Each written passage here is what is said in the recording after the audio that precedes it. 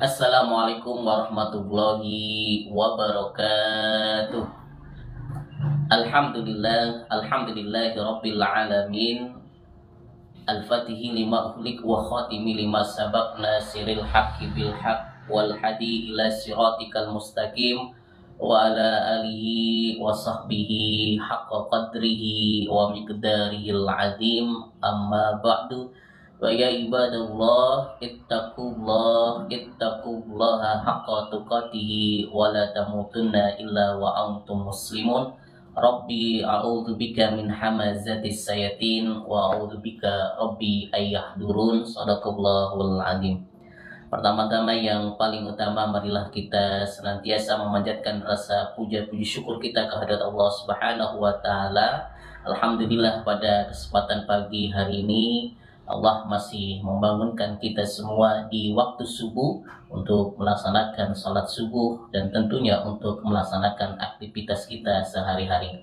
Salawat iring salam marilah kita sampaikan, curahkan kepada Nabi kita, Nabi Agung, Nabi besar Muhammad sallallahu alaihi wasallam, Nabi akhir zaman, Nabi yang kelak di yaumil akhir nanti akan memberikan syafaatnya. Amin.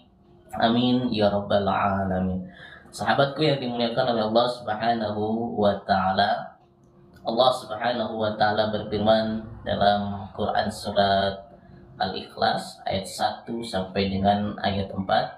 A'udzu billahi minasyaitonir rajim. Bismillahirrahmanirrahim. Qul huwallahu ahad.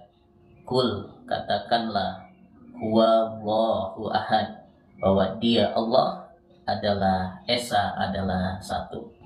Dari ayat yang pertama ini Allah menegaskan bahwasanya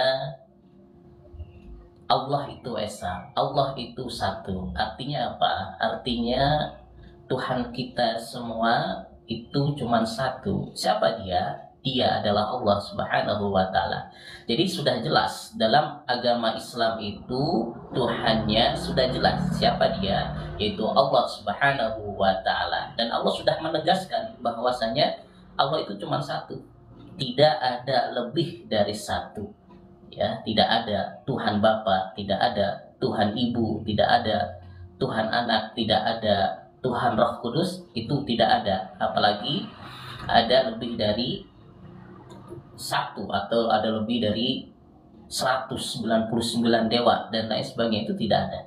Jadi udah penegasan nih, dalam Islam itu sudah ditegaskan bahwa Tuhan kita adalah Allah Subhanahu wa taala. Maka ketika kita sudah memeluk agama Islam, maka kita harus mengakui keesaan dari Allah Subhanahu wa taala. Ketika kita sudah meyakini, mengiktikadkan bahwasanya agama kita adalah agama Islam, maka kita harus meyakini bahwasanya Allah Subhanahu wa taala adalah Tuhan kita semua. Berarti kita harus siap nih melaksanakan segala perintah-perintah Allah dan menjauhi segala larangan Allah. Makanya dalam agama Islam ini kita harus bersyukur, harus bisa menikmati, karena semuanya sudah diarahkan, semuanya sudah ditentukan. Tinggal diri kita sebagai pemeluk agama Islam, sebagai hambanya Allah, tinggal ikuti saja tuh aturan-aturan yang sudah ada di dalam agama Islam yang kita kenal dengan hukum syariat agama Islam. Jadi sudah jelas nih bahwasanya katakanlah di sini dalam kurung Muhammad, ya, dialah Allah yang Maha Esa. Allah itu tidak mau diduakan, Allah itu tidak mau ditigakan, Allah itu tidak mau diempatkan, apalagi di 100-kan atau di 99-kan, itu Allah tidak mau. Makanya kita sebagai pemeluk agama Islam, yang beragama Islam, harus senantiasa mengakui bahwasanya Allah itu Esa, Allah itu Ahad, Allah itu satu. Di sini Allah melanjutkan firman-Nya, Allahus Samad, yaitu Allah tempat meminta segala sesuatu. Jadi kita semua nih sebagai hambanya Allah, setelah mengakui bahwasanya Allah itu adalah Tuhan yang satu, Tuhan yang Esa, maka hidup kita harus disandarkan kepada Allah Subhanahu wa ta'ala. Allah telah memerintahkan nih kepada hamba-hambanya, kepada kita semuanya nih, untuk senantiasa bersandar, meminta segala sesuatu yang kita perlukan kepada Allah Subhanahu wa taala. Makanya kita semua dianjurkan untuk selalu berdoa, meminta kepada Allah Subhanahu wa taala atas semua hajat-hajat kita, atas semua keperluan-keperluan kita. Makanya sehabis sholat kita dianjurkan untuk berdoa kepada Allah Subhanahu wa taala. Kita tuangkan semua permintaan-permintaan kita. Kita tuangkan semua hajat-hajat kita kepada Allah Subhanahu wa taala. Kan udah jelas nih, Allah yang memerintahkan diri kita untuk meminta kepada Allah Subhanahu wa ta'ala. Ini sudah ditegaskan, Allahus Samad, Allah tempat meminta segala sesuatu.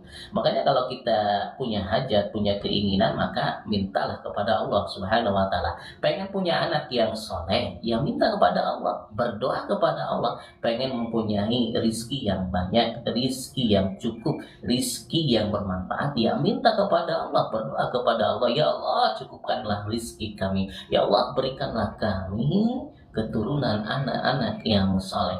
Ketika kita pengen hidupnya bahagia, ya kita berdoa kepada Allah, kita meminta kepada Allah. Karena udah jelas doanya, Rabbana atina fid dunya hasanah wa fil akhirati hasanah wa qina adzabannar. Ya Allah, berikanlah kebaikan, kebahagiaan di dunia dan kebahagiaan di akhirat. Tuh sudah jelas anjurannya. Ya, ketika anak-anak kita pengen sukses karirnya, jabatannya, ya maka kita mau minta kepada Allah Subhanahu wa taala. Ini karena udah tegas nih, Allah sudah menegaskan bahwasanya Allahus Samad. Allahus Samad, Allah tempat meminta dari segala sesuatu yang dibutuhkan, yang diperlukan dari hambanya. Jadi ayat 1 sampai ayat 2 ini sudah sudah bersambung. Ketika Allah sudah menegaskan, aku nih, Allah adalah Esa, Allah adalah satu, ya, dan kita meyakini bahwasanya Allah itu satu, maka Allah tegaskan lagi, Allahus Samad, Allah tempat meminta dari segala sesuatu. Kadang kita heran, ya, kita perlu sesuatu, kita ingin keinginan sesuatu, tapi lebih berharap kepada manusia. Makanya kalau kita banyak berharap kepada manusia, itu banyak kecewanya. Kalau kita banyak berharap kepada manusia, itu kadang banyak kecewanya daripada untungnya. Tetapi berbeda kalau kita lebih banyak berharap kepada Allah Subhanahu wa taala, kita pasrahkan, kita serahkan semua hajat-hajat kita kepada Allah Subhanahu wa taala, maka Allah akan menjamin, Allah akan memberikan yang terbaik buat kita semuanya.